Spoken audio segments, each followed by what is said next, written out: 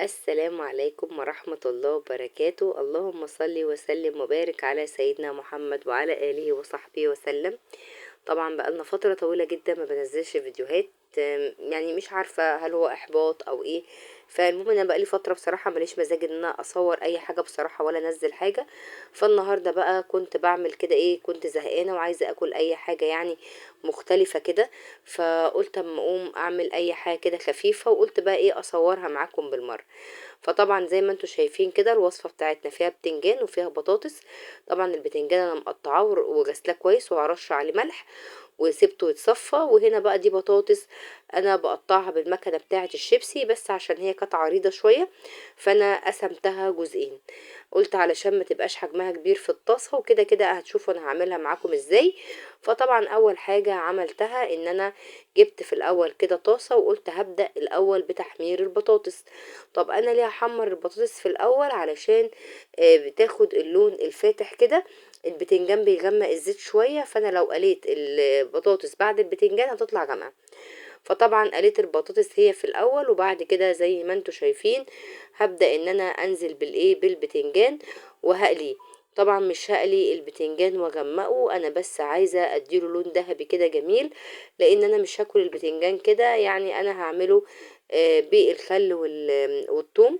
فحبيت ان انا ايه يعني اديله زي لون ذهبي فاتح كده.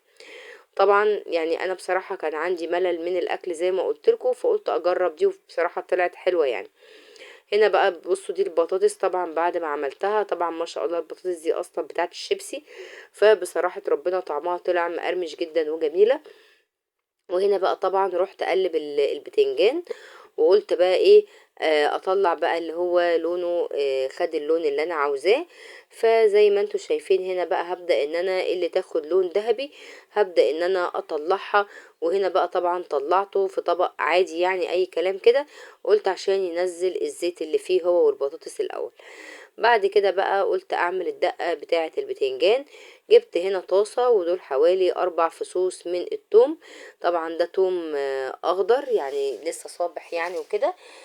قشرتهم وعملتهم. طبعا ما بحبش يعني افرم التوم في الفريزر، انا بفضل ان انا اجيبه كده سليم واخزنه. وبعد كده بقى باخد على قد الاستخدام، بحس ان هو بيبقى افضل لما نفرمه ونحطه في الفريزر.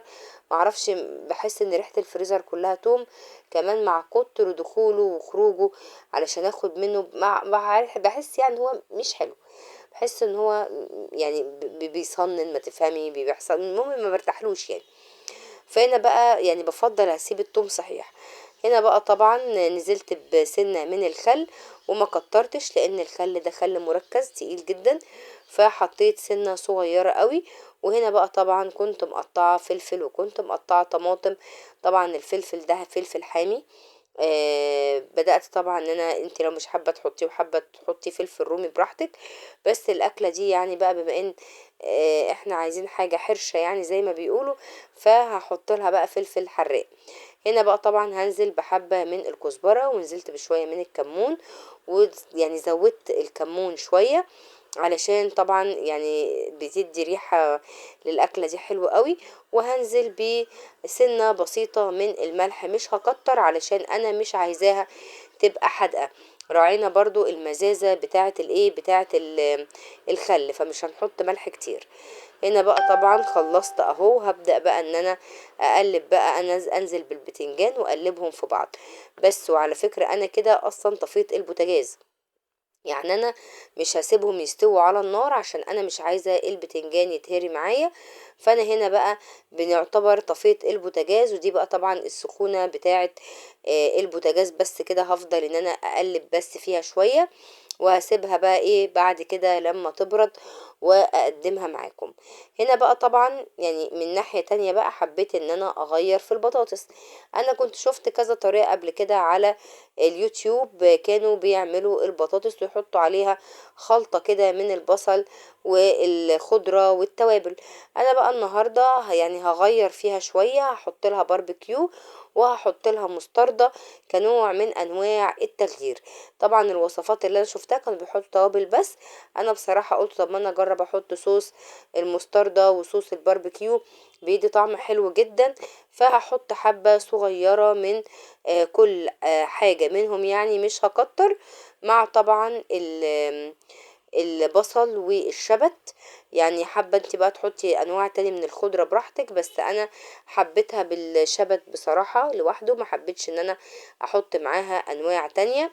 وهبدأ بقى طبعا حطيت حبة من الكزبرة على حبة من الكمون، ومش هحط ملح عشان انا مش عايزاها حادقة.